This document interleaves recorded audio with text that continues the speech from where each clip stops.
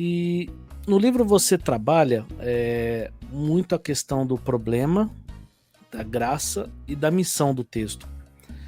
E até onde a teologia bíblica afeta a pregação e por que alguns teólogos criticam esse método problema, graça e missão? Então, é interessante isso. A gente critica o que a gente não conhece. Uhum. Quando você não conhece alguma coisa, você acaba criticando, porque você não sabe o que é. Uhum. Então, a questão é a seguinte: a pregação, ela é um exercício teológico. O sermão, ele é teológico. Você está fazendo teologia. Você está entendendo a palavra de Deus e aplicando a palavra de Deus. Você está fazendo teologia. Uhum. Quando eu falo problema, graça e missão, que são as 3 verdades bíblicas e teológicas que a gente tem que entender no texto, explicar e aplicar, eu não estou inventando a roda. Eu estou só dando uma roupagem teológica para aquilo que a gente já fazia antes. Uhum. Na teologia clássica, a gente não tinha essa visão mais teológica, né, pelo menos na minha percepção, que é o problema. Na teologia clássica, na teologia clássica, a gente aprendia assim: todo texto teve uma motivação. Houve algo que gerou o texto.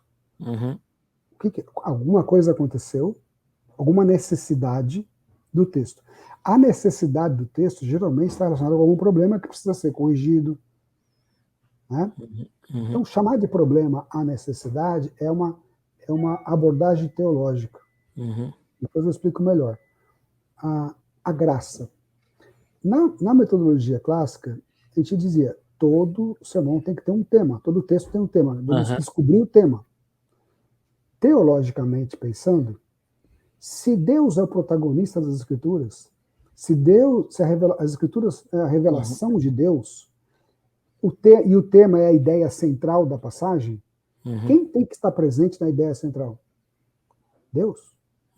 E aquilo que Deus faz, a maneira como Deus age, ele está fazendo algo em relação à necessidade, ao problema. Então, se Deus está agindo, intervindo, isso é graça.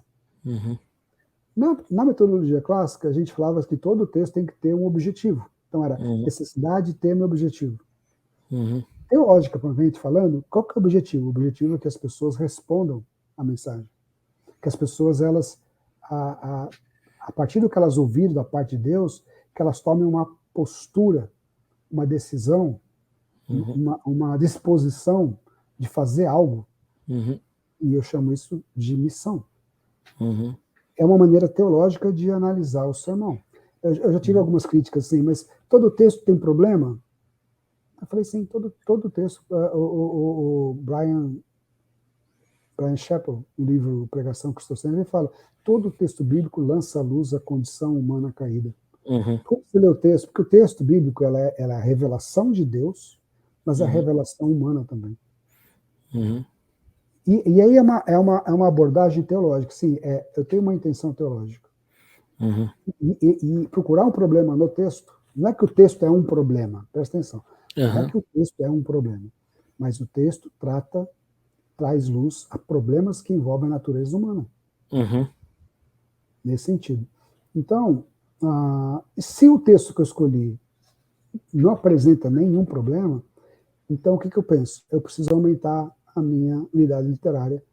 Eu preciso saber, não está presente explicitamente aqui, mas implicitamente, qual que é a resposta?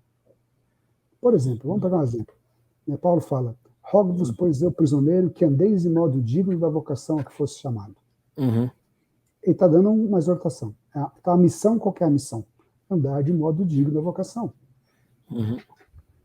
Mas por trás dessa missão tem um problema. Por que você fala para alguém: você precisa andar de modo digno do seu chamado? Porque as pessoas não estão andando de modo digno do chamado. Então o problema é que alguns cristãos lá em Éfeso não andavam de modo digno. É claro, eu vou ter que entender o que significa andar de modo digno, do que ele está falando. Mas percebe, essa ideia de problema, graça e missão, ela acaba me moldando, me guiando, direcionando para eu enxergar o texto.